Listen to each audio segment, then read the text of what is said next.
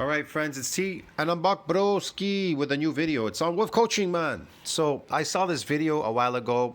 I watched it once, and I figured, I don't know why I didn't do a reaction video to it, but I'm gonna do a reaction to this video now. It's only like about a month old or something. So I saw it about a month ago, and I figured I'll do a video on it. So yeah, I'm gonna react to the gym lifting, recruiting, fitness slave himself, Wolf Coaching. Multiply your muscle growth. So Wolf Coaching says a secret way to grow muscle. Man, muscle damage is not a secret way to grow muscle, but okay, whatever. Or stretching. These are not secrets. It's just people, they don't do them because it's uncomfortable. They like to do what's easy, get it? They like to fake it. Bulking, pumping, getting the pumps and bulking and inflammaging and, I don't know, lactic acid buildup, blood flow restriction, the bullshit stuff. Okay, anyway. From gaining muscle several times faster than normal to... Yes, how are you going to gain muscle 7 times faster than normal? It's really easy. A lot of eccentric exercise work on the day. You get it? And the more muscles you stretch on that day, the more growth you're going to get. If you try to separate it, forget it's not going to work. There's other factors going against you, but whatever.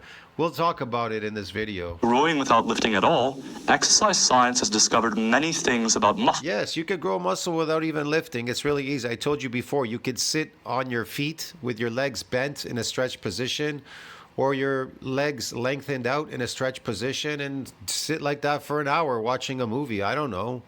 When you're watching a movie or doing something at home, watching a show, just sit up with your legs in a very stretched position. Or hold on to dumbbells for your traps, drag them down or whatever, your biceps. Yeah, that's kind of very uncomfortable. That's really uncomfortable, but you don't have to do that. You could do multiple stretches on every body part on your upper body on the day in the gym, getting this thing called muscle damage. That'll give you this hyperplasia effect. Growth that you probably haven't heard about.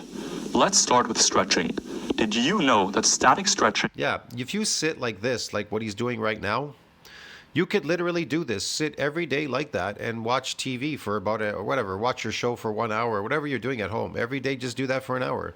Why do you think they came up with these things called penis pumps and a stretching penis stretcher? What's that all about? Hyperplasia. It has to grow fibers or cells, give you more cells to grow these fibers because it sees this as unusual activity. It has to get stronger at it because the tension is ridiculous. You understand me? So it's going to be forced. It's going to be forced to create more new muscle fibers to compensate for this crazy stretch. Could build just as much muscle as lifting. To date, 2 studies have directly compared lifting weights to stretching. In 2023, Wernicke and colleagues performed a groundbreaking study. I mean, come on, man. I learned this when I first took Taekwondo back in I think it was in 1975. I was enrolled in a Taekwondo class, man. I learned that in Taekwondo. Stretching, man. I went home. I couldn't walk for more than a week. My legs hurt so bad after that stretching session. Christ. I thought I was going to die, man. It was so painful. They split the participants into 2 groups. The lifting group performed 5 sets of 10 to 12 reps on the calf raise, 3 days per week. The stretching group, on the other hand, stretched their calves in an orthosis for an hour a day, at a discomfort rating of 8 out of 10. Here's what Eric Helms, who tried the experiment for himself, had to say. We did see a significant increase in muscle thickness. That's all good and fun, but this was not good and fun. In fact, I'd say it was good as far as the outcome, but man, it was extremely painful. What I would experience would be like pins and needles and discomfort and trying to jump out of my body about 20 minutes in, and then going, sweet, third of the way there. And the beauty of it that you have to stay out of an 8 out of 10 discomfort is that while it would get better if you just held the same distance, every time it started to get better, I had to then tighten the boot more. So it stayed this way for 12 weeks. It was incredibly painful. Yeah, I got a little bit better at being tolerant of the pins and needles, but my calf would go numb and then it would just kind of burn everywhere. But it seemed to work. At the end of the 6-week intervention, both groups had gained a similar amount of muscle in their calves. Just this year, the same group of researchers conducted another study, this time in the pecs. The lifting group performed 5 sets of 12 repetitions, 3 days per week. The stretching group stretched their pecs for 15 minutes per day, 4 days a week, at a discomfort rating of 10 out of 10. Yet again, both groups grew their pecs by a similar amount. So, what gives? Yeah, I wouldn't doubt that. You could do these stretches just like that even every day. You can sit there, listen, you could do these stretches on your own. It's just like lifting weights. You could sit there and watch TV and stretch your muscles, but eventually they'll adapt, because how will they adapt? They'll get more muscle fibers, and then they'll get stronger. And now they're resilient from getting what? Stretched and damaged at this point. So if you just keep doing multiple stretches like that, sitting down for your hamstrings, your quads, your calves, whatever, your chest area, your arms, maybe your bicep, keep stretching it. You don't even need weights. You understand me? Multiple stretches. But again, it'll adapt eventually to that. So what do you need now? Nothing. You need weights, heavier weights in the eccentric form, heavy loads going down, gravity pulling it down, pulling your arms down.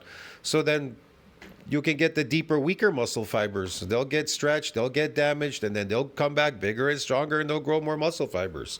They'll compensate. That's how. Well, it turns out This isn't really anything new here.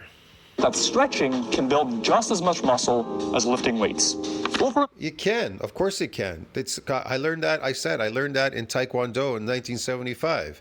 I remember the first day we went in there, we did multiple stretches for over 2 hours, and I couldn't walk the next day, man. And it just persisted for days in pain, bro. I felt that I didn't want to go back. A dozen studies at this point have shown that stretching can be effective for building muscle. But there is a catch. Again, to a degree, until it adapts by growing more muscle, and now it's resilient from further assaults. You need to be stretching hard and for quite a long time. We also have dozens of Hard and quite a long time. So you can either sit like that if you want to sit like that, which it's not really conducive, but you can just do multiple stretches by bending over and stretching it. So you could do that at home for, I don't know, 1 hour or 2 hours. Yeah, I don't see the big deal, but whatever. animal stretching studies that have shown crazy muscle growth. In fact, this is where the idea of stretch-mediated hypertrophy stems from. You induce a crazy weighted stretch in animals. Yeah, but you have to do multiple stretches. Multiple. You have to do lots of them. And observe insane muscle growth. But why? When you stretch, your muscles generate passive tension, just like a resistance band being stretched out. And yeah, the amount of tension you're generating... Listen, that's how muscles grow. They grow when they're damaged in the eccentric form. They don't grow in the concentric form because you're squeezing your butt cheeks, your muscle cheeks. Get it? You're squeezing them. Squeezing doesn't cause them to damage. Might not be that much, but if you stretch... You might pump some blood in there, I don't know, and glycogen, but that's not muscle. That's not building muscle. hard enough and for a long enough time. He acts like this is something new, like he doesn't even understand this. Like this is foreign to him, how muscles are built through muscle damage. This is insane, bro. This guy's a doctor. He fucking doesn't understand that muscles, they grow when they get damaged. There's something to build. But he's about to be on fucking, I don't know, on a different planet, like Mars or something. That tension can actually build up to the point of stimulating hypertrophy. No, really? Is that how it works, Dr. Wolf? No, you don't say. I wouldn't recommend replacing lifting weights with stretching. But what? Replacing weights with stretching? You are stretching with weights, you fool, if you're doing eccentric exercises properly. If you're doing eccentric resistant exercise overload. Duh. This theory can come in handy when traveling, for example. This theory? It's not a theory, you space cadet. Come on. Training your quads, calves, pecs, and triceps without equipment is straightforward. But what about your hamstrings or your back? To minimize muscle loss, you could... What about him? Try stretching them hard for 5 to 15 minutes a few times a week. Yeah, he says 5 to 15 minutes. That's not enough. Maybe if you did that every day for like... I don't know, 40 minutes, keep stretching your chest there for about 40 minutes against the wall, pushing your arm back. Yeah, you may get something, of course. But again, it'll rapidly adapt by what? By creating more muscle fiber, that's all. So these repetitive stretches cause it to damage, and then it repairs and remodels a lot bigger and stronger and more muscle fibers. It gives you a more of everything. There you go. This can be brutal at first, so start by taking it easy. If you want some good stretches No, really? you can do anywhere, No, really, you don't say. I showed you some of my favorite stretches over the last few minutes. What if I told you there was a way to multiply your muscle growth? Let me explain. No, really? You're going to tell us? What if there's a way to multiply? Oh, okay, yeah. I'd love to hear this. When your muscle grows, individual muscle fibers are increasing in size. So, if your fibers grow Oh, they are. Are they? When they grow, there's multiple growing inside? Not in the concentric, not that I heard of. Okay. by 10% each, you've gained 10% more muscle. Yeah, but nobody is doing that. So why aren't they getting that 10% and more in each and whatever, bro? However, instead of making individual fibers grow bigger, what if I told you you could create new fibers altogether? You are creating new fibers in muscle damage, duh. When the progenitor splits, listen to the word, it splits and divides and increases in number. Get it? It proliferates. Man, it proliferates and differentiates into fibroblast cells and myoblast cells. These are important because muscle damage also, it can correct DNA damage in your body. So if you've got DNA damage, mitochondrial damage, it can reverse these things. That's why I moved for more muscle damage now. I found I got much more stronger, better. My nerve problem is going away because I hadn't done it in such a while. I get too squeamish doing like muscle damage. The more damage I get in my body, it's very uncomfortable for me. I think that last session I did this past week, man, I haven't really recovered from it. Fuck. I mean, I'm just in pain, like still in pain, like it's hurting all over because man, I really went all out in the eccentric form. I fucking did like massive loads, my entire upper body on the day. And then I did my legs and then that day, and then I did my upper body. It was crazy. That's a lot of work. The pain I'm feeling is incredible because I did a lot, too much maybe. I don't know. But anyways, I overdid it a bit. But yeah, I mean, you don't need to be in a hurry. But anyway, that's what's going to get you where you want to go. That's what exercise scientists like Professor Ken Newak refer to as muscle hyperplasia, and it's real. When we think about Of course it's real. It's called muscle damage. Eccentric exercise gets you there. Eccentric exercise causes that, yeah. hyperplasia, we're thinking about the number of muscle fibers. So we're not talking about the growing of the existing number of muscle fibers that you have.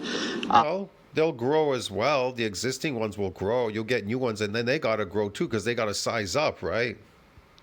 We're talking about adding entirely new muscle Adding to the density, and then they mass up. That's what they usually do. fibers to your muscle. So that's what we think about typically in the context of hyperplasia.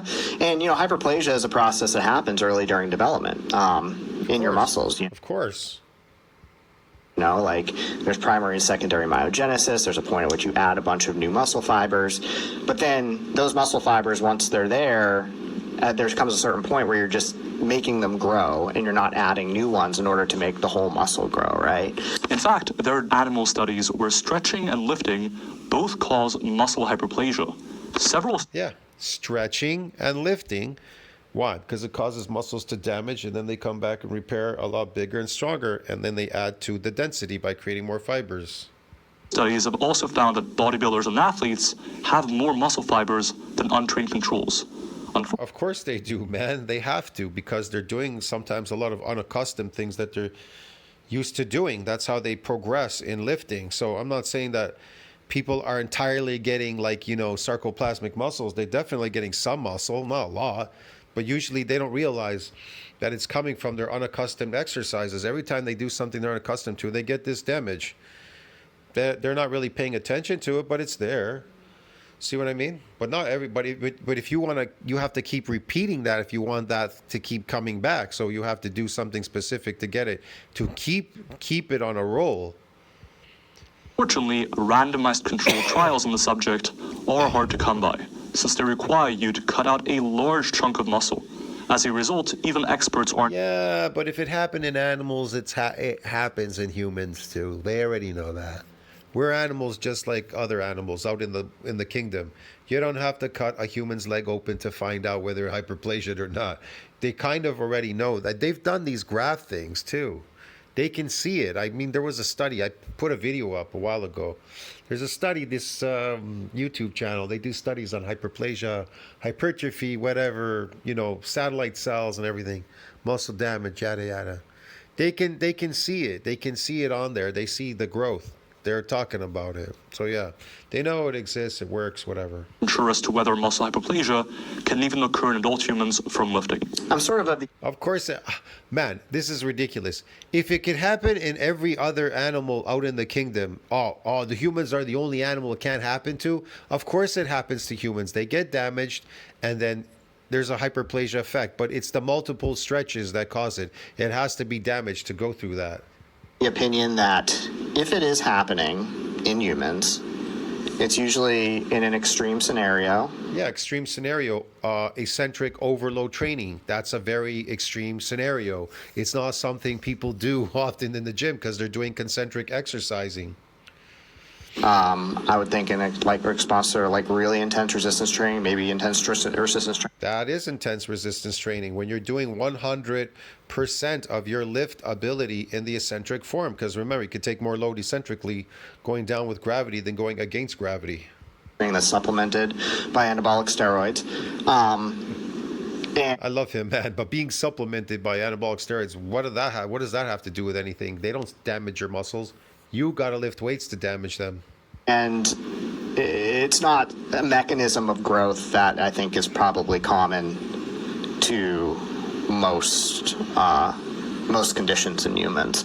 Want to know why? Because most of the people, they don't like doing things that are uncomfortable. They don't like doing eccentric exercises. Want to know why? Because it brings discomfort. It's discomforting for them. And it compromises their sportive performance. But again, bodybuilding is not based on performance. You understand me? It's not a sport.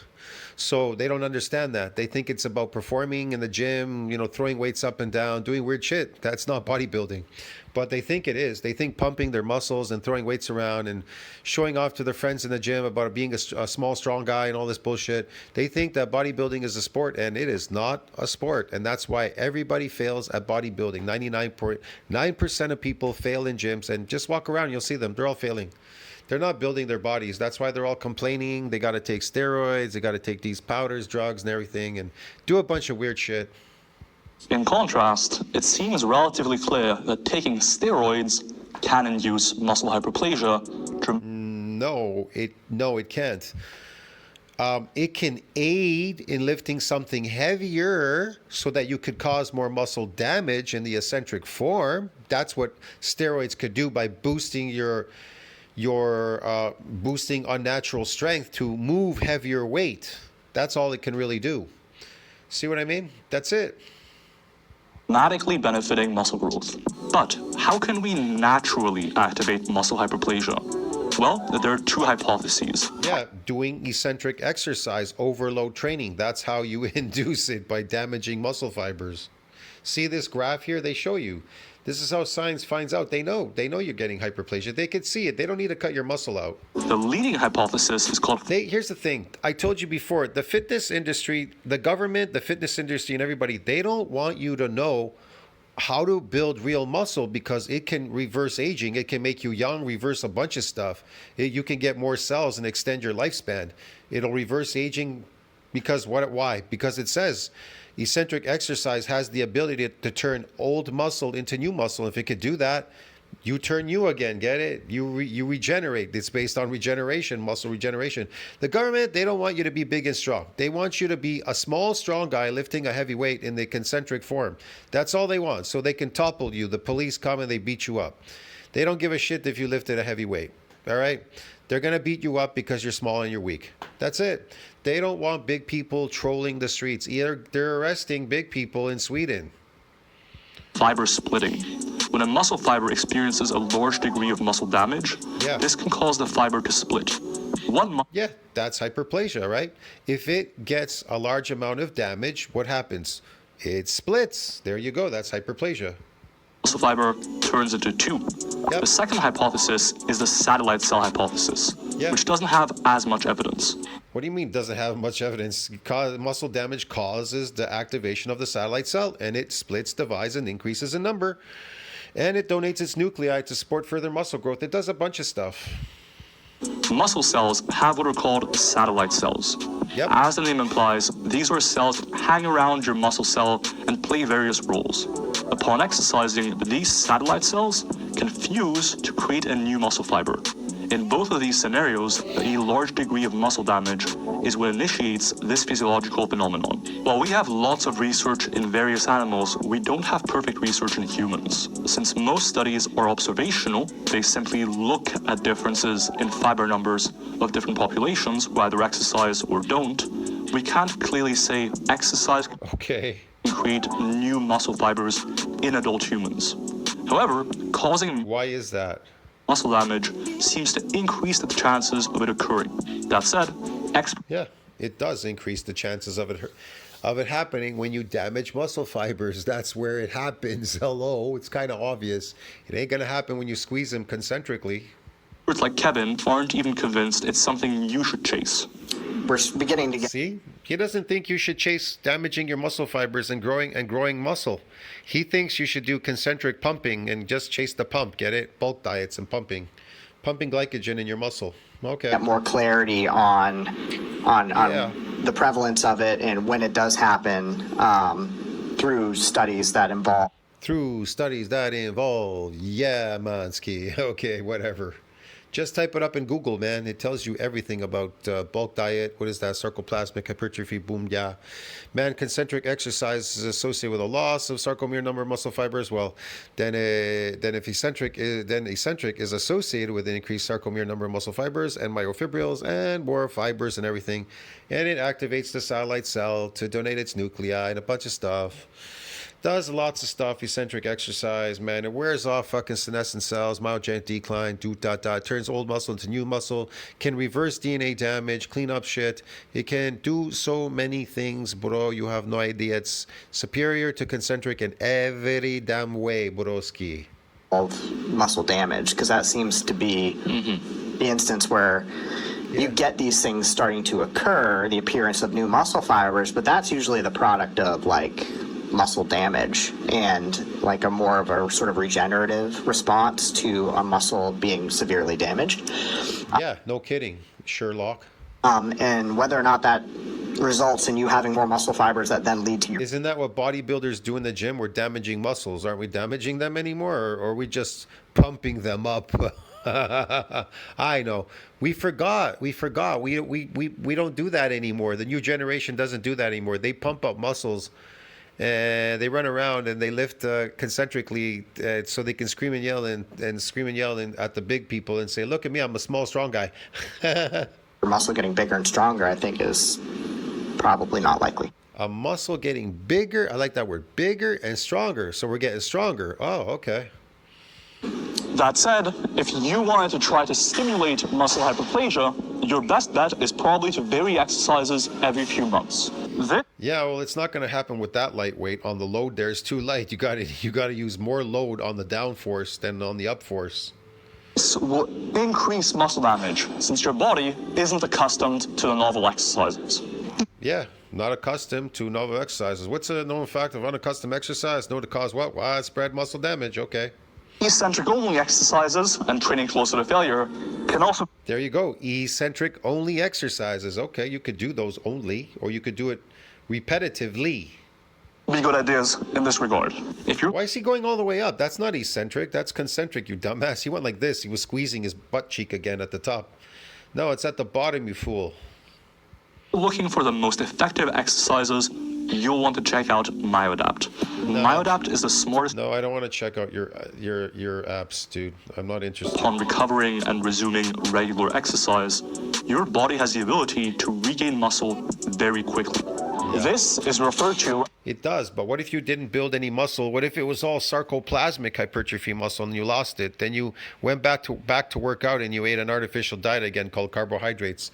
And then it just loaded back in there. Did you build any muscle? Huh. as muscle memory.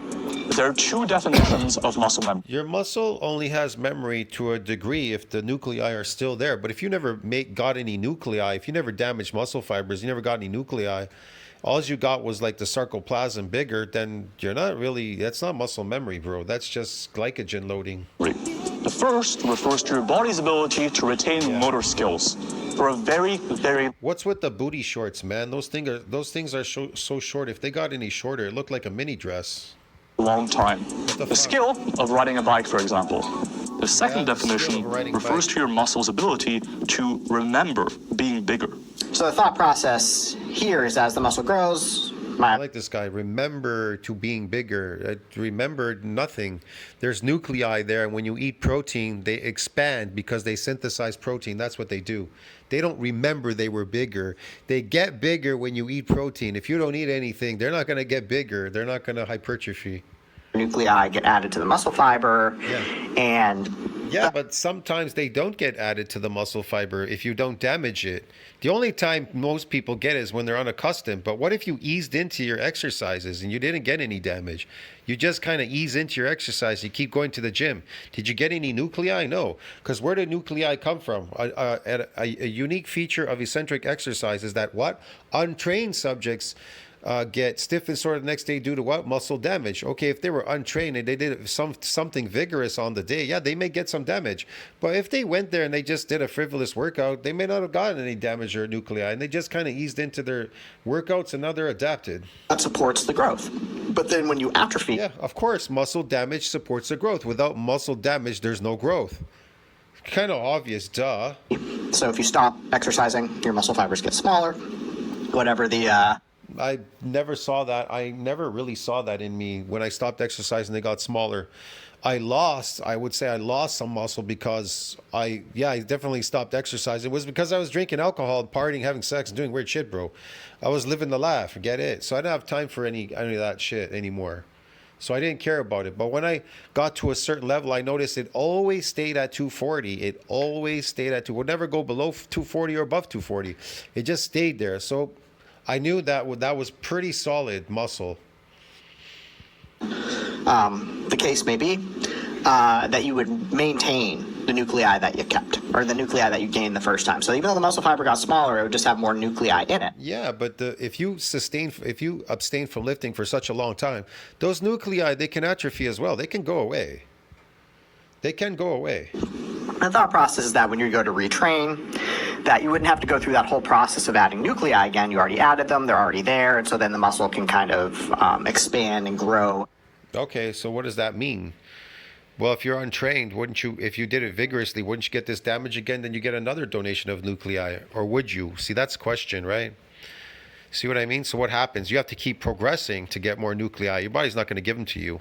Here's what happens. They have to hypertrophy, right, to a degree where they can't hypertrophy anymore. And then if you do damage them at the end of the week and you go back to the gym every week, you have to allow them to repair, remodel, and hypertrophy by the end of the week. So you have to be in a positive nitrogen balance by the end of the week. And then you repeat that session again. You come in and you do much more vigorous, harder, whatever, lifting, get more damage.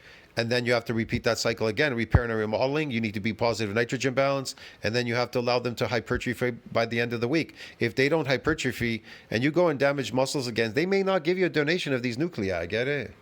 See what I mean? They have to reach a domain limit. Once they reach that domain limit and you do get damaged, then it'll donate more of it. But if it doesn't reach it, why would it do that? See what I mean? And some of the damaging sessions people do, they're frivolous. They're very minor damages. They don't put in a lot of effort or work to damage the muscle fiber. They just play. They do maybe a couple sets, reps.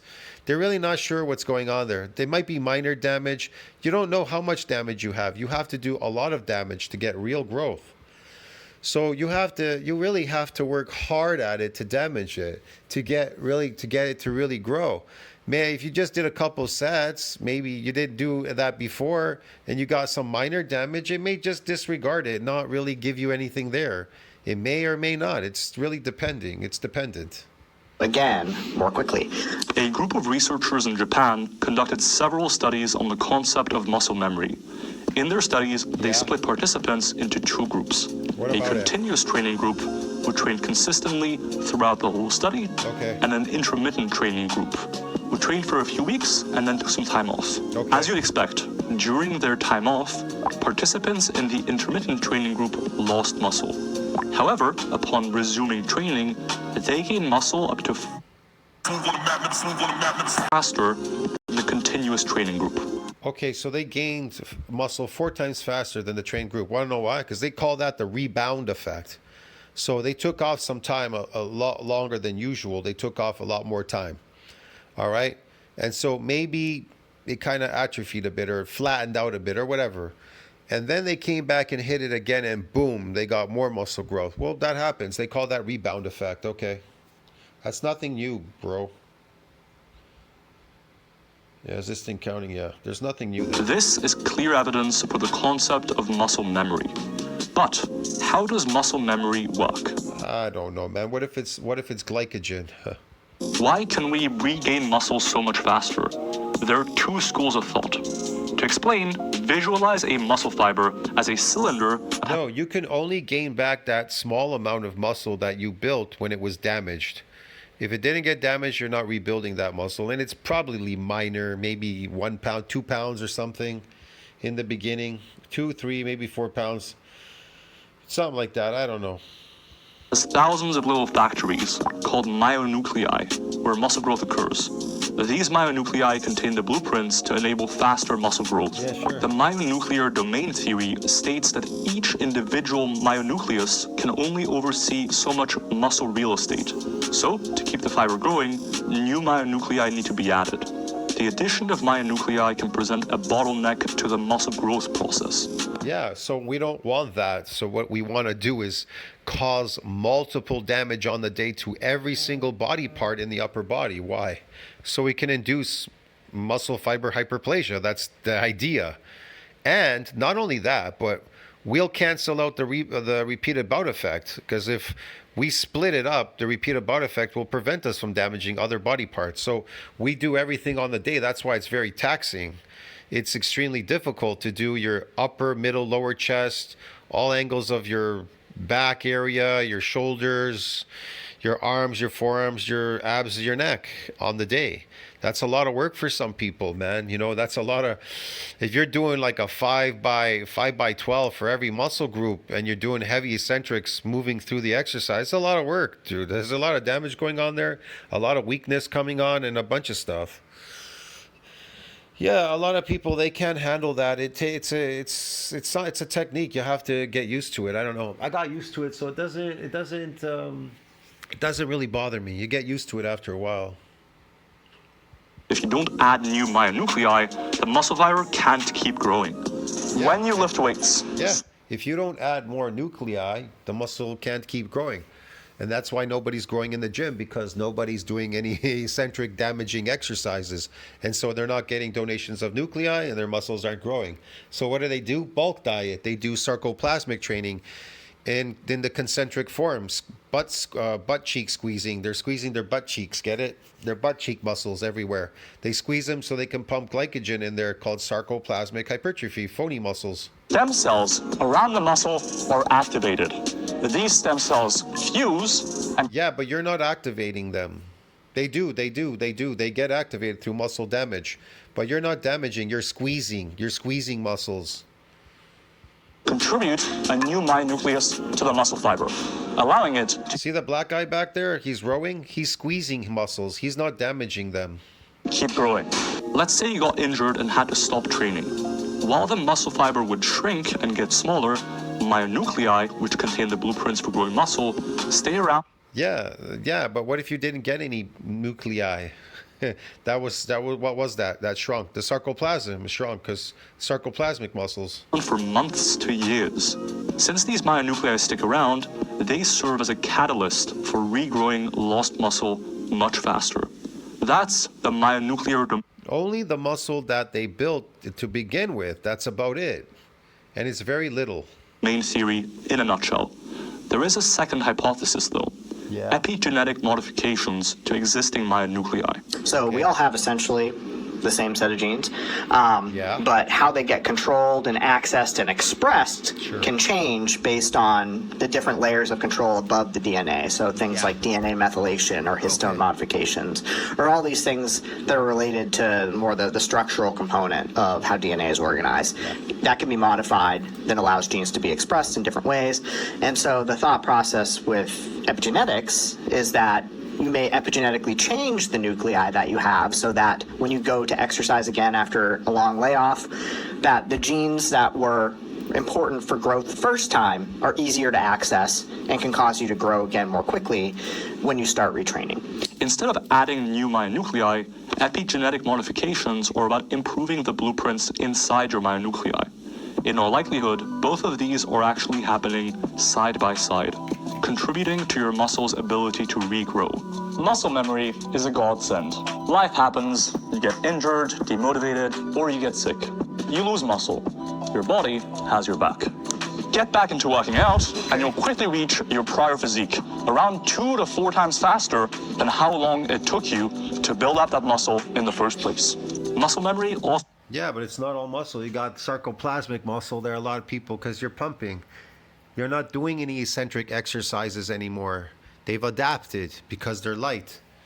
That's why they were heavy in the beginning when you came in the gym, when they were lowering.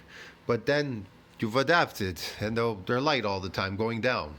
has implications for exercising and health. If you exercised earlier into your life, but then stop exercising for years or potentially even decades, you may still see benefits of having exercised earlier in life. You may have heard that bodybuilders are big, but it's all fluff and pump. The muscle fiber... Yeah.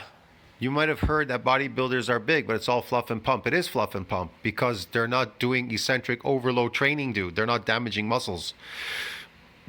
They're lifting in the concentric form, which is associated with fluff and pumping. Get it? It's pumping. You're pumping your muscles. You're squeezing your butt cheek muscles. ...are just swollen up, but not functional. You may even have... Yeah, they're not functional because they're filled with sarcoplasmic hypertrophy, bro, and cooties. ...terms like sarcoplasmic and myofibrillar hypertrophy. That's right. Like he makes it sound like he doesn't even know what these things are. What's the matter with this guy? He a doctor? ...floating around. He makes them sound like this is foreign. Sarcoplasmic, myofibrillar growth. Ooh, that's something I never heard of that. Fuck me. Let's review what those terms mean. Your muscle fibers are composed... Yeah, what do they mean, dude? ...of a variety of structures. You have the sarcoplasm, which is composed of proteins, water, organelles, and a variety of other non-contractile elements. For your muscle fibers to actually be able to contract, your muscle fibers also contain myofibrils. These are the contractile units of your fibers. What about him? What about him? Someone speaks about sarcoplasmic hypertrophy, they are referring to an increase in the size of the muscle fiber where the ratio of sarcoplasm to myofibril has increased. Conversely, if someone speaks of myofibrillar hypertrophy, they are referring to an increase in the size of the muscle fiber where the ratio of sarcoplasm to myofibril has... myofibrils. You're growing more of them. Yes, yes. You're increasing the number of them. Yes. ...remained the same or decreased. Since sarcoplasmic hypertrophy refers to a relative increase in the non-contractile parts of the muscle fiber, it's often deemed non-functional. Your muscle fiber's ability to produce force decreases when scaled to its size. That's why you'll often hear people say, bodybuilders have big muscles, but it's all fluff. Effectively, they're saying... No, yeah, because they grew the sarcoplasm without growing any myofibrillars, yeah.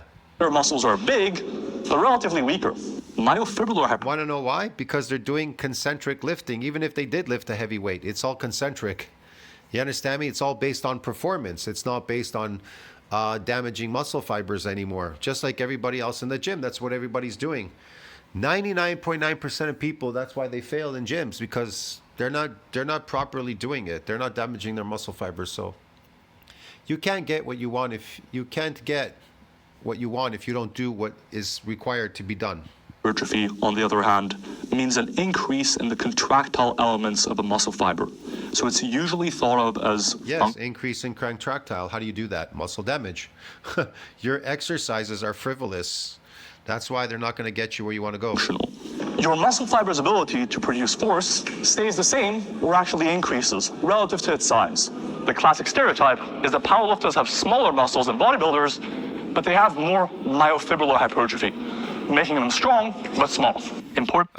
Yeah, they may get some myofibrillar hypertrophy powerlifters, but not a lot. So yeah, we look more dense, right? Here's the thing. In real bodybuilding, you look really dense, but of course we want to increase the mass as well. So in bodybuilding, we can increase the sarcoplasm with eccentric exercises. That will cause it to increase even more than even the concentric, but still concentric increases sarcoplasmic hypertrophy. We get 2 in 1 if we do damaging and sarcoplasmic, because we can add the sarcoplasm and help with damaging the muscle fibers, getting them to bust easier, a bunch of stuff. But you have to understand the techniques that go into that to cause that. See what I mean? If you don't know what you're doing, then you don't know what you're doing. You're not going to get what you want. You have to figure it out. But like I said, it takes a lot. You experiment and you find out. Well, whatever. So yeah, concentric exercises. No, it's frivolous exercise. Get garbage, sarcoplasmic. Only that functional, non-functional dichotomy isn't true. While sarcoplasmic growth doesn't directly grow the part of the muscle fiber that produces force, it does make the muscle fiber more efficient at creating ATP for muscle contraction. It is still functional, just functional in a different way. Are these ideas even real? The ideas that are flying to my mind right now. I think this thing stopped while I was recording it. Fuck. It might have shortened. I'm not sure. Fuck, I missed some good parts there. Well, anyways, let's continue on with this. So even if longer muscle length training primarily worked through longitudinal hypertrophy, advanced lifters still stand to benefit. It does seem like certain types of training cause... I don't know where it stopped, man. Shit. Let me see. I can go back here again. Let me see. He was talking about... What does that mean?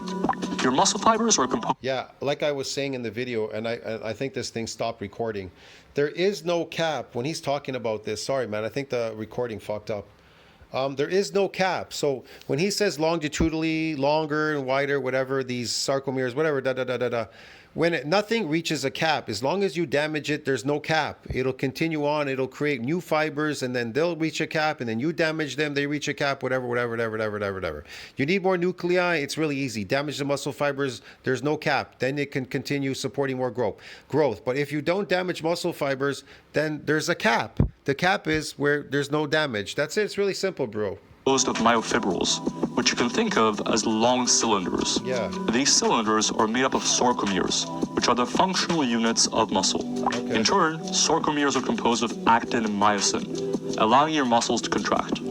The idea of stretch-mediated hypertrophy is that when stretching or training at lower muscle lengths, the sarcomere will experience passive tension. Yeah. Upon experiencing passive tension, individual sarcomeres will grow, increasing in length. Eventually, because Of course they will when they get damaged. how long individual sarcomeres have gotten, your body will instead opt to add more sarcomeres, since length... Of course it will. It'll add more sarcomeres every time. And then when it reaches that cap in that thing, it'll create another muscle fiber, and then it's got to create new fibers, and then they reach a cap, and then you damage them. But if you're not damaging muscles, you'll reach a cap. It's really simple, okay? Lengthening existing ones even more isn't feasible. Because you are increasing the length of the muscle fiber, this has been referred to as longitudinal hypertrophy. Yeah. In contrast, there is another type of hypertrophy that's been referred to as radial hypertrophy, which involves adding sarcomeres not following one another, but in parallel to one another. Yeah, we know that. These two types of hypertrophy... It does that because it reached a cap. Here's the thing. It stopped getting longer, so it added more of them. It added more of them. Why? Because it reached a cap. If you keep damaging it, it has to do that. And then eventually it'll reach a cap. It needs to grow. It needs to give you new muscle fibers, and then they grow new myofibrils and yada, yada, yada. And on it goes, bro. There's no cap providing you damage muscle fibers, just like the myonuclei, to support further muscle growth. It reaches a domain limit. You need more of these nuclei. What do you got to do? Got to damage them so you can get a donation of these nuclei by the satellite cell to support further muscle growth. It's really simple, bro. There's no cap. There's no cap in bodybuilding in this shit. are relatively well documented. There is no newbie gain limit. There's no limit. The limit is the limit that you place on that muscle by not damaging it. You understand me? If you don't damage it, that's the limitation. But if you damage it, there's no limitation. It must grow. It must grow. It must. It is forced to grow if it's damaged. If not damaged, no growth. If damaged, it will keep growing. There are no caps. There are no caps. Influencers will claim that longer muscle length training is only effective in beginners. The idea goes that only so many sarcomeres can be added in series. No, there's no cap. Once you hit that cap... No, they hit the cap because they stopped damaging it. They stopped damaging it because their eccentrics are lighter than going up in the concentric. There's no longer any benefit to longer muscle length training. That idea is probably false. My colleagues and I performed a systematic review of all studies that examined the type of growth stemming from longer or shorter muscle length training. Yep. As I frequently discuss, longer muscle length training did consistently cause more muscle growth. We did also see potentially greater longitudinal hypertrophy from longer muscle length training. However, we also saw potentially greater radial hypertrophy from lower muscle length training. In short, training in the stretch position just caused more muscle growth, both longitudinally and radially. Of course it does, providing you get this damage to come back. Likewise, while some evidence suggests that a muscle can only grow longitudinally in beginners, there are quite a few studies finding longitudinal muscle growth even in lifters and athletes with several years of lifting experience. So even if longer muscle length training primarily worked through longitudinal hypertrophy, advanced lifters still stand to benefit. It does seem like certain types of training... Providing you damage them. If you don't damage them, then nothing will happen there. ...cause more longitudinal growth, and certain types of training cause more radial growth. No, it doesn't. All the same training will cause it you damage it, and it'll cause it to grow in different ways. It has to. There's no cap. For example, eccentric training can cause more longitudinal growth. Yeah, there you go. Eccentric training causes more of that. There's no cap, okay? Damages. Eccentric damages muscle fibers. Concentric training can cause more radial growth. Radial growth? Concentric training creates radial growth. More like sarcoplasmic growth. Yeah, radial. Sarcoplasmic. However, the same can't be said for longer muscle length training. Unfortunately, this is an area of research where many influencers jump to conclusions. You see, much of the research is in animals. Realistic training program. Yeah, here's the part. When he says animals, they're like, we're animals. So that doesn't make any sense. In every animal, there's hyperplasia, but in humans, there's not. It doesn't happen in humans. What are you talking about? Of course it happens in humans.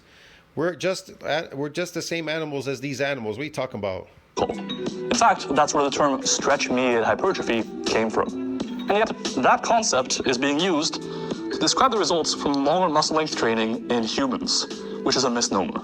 Okay, whatever. These influencers often disregard human randomized controlled trials. For context, this is what the hierarchy of evidence What about it? looks like, and where you should get your information from. Okay.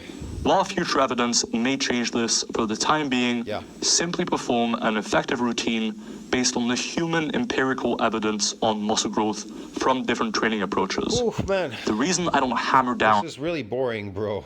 on theories and mechanisms more frequently. This guy is really dumb. Like I always said before in my videos, some of the most educated people on this planet are the dumbest people, man. How dumb can you be? Your instincts tell you that there is no cap, that if you continuously damage your muscles, they must grow. They are forced to grow. There is no cap. You understand me? Whatever is capping, it'll create something else, and then that will cap, and then it'll create something else. It'll have to keep creating. That's how you force it to create. That's it. Is because they are simply less relevant to the average trainee. But if you don't damage it, then you're not going to get your body to create anything. It only creates things out of damage, out of chaos, damage. That's how it creates things like this universe. That directly put two different training approaches to the test and saw which one grew more muscle. Yeah. That said, these theories have important implications for your training. And what's that? But I want to hear from you. Did you know about these 5 theories? Did you learn anything new? Leave a comment down below, and I'll respond. They're not theories, man. I like it when he says 5 theories. They're not theories, man. If you type up PubMed, it's all eccentric work, bro. Everything's on eccentric. They never talk about concentric because that's not superior to eccentrics. Eccentrics are superior in every way to concentric for everything. I'll see you in the next video. Tell us what you think about that. Like, subscribe, support the channel. This is going way too long, man. This is boring. See you in the next one. Ciao, friends.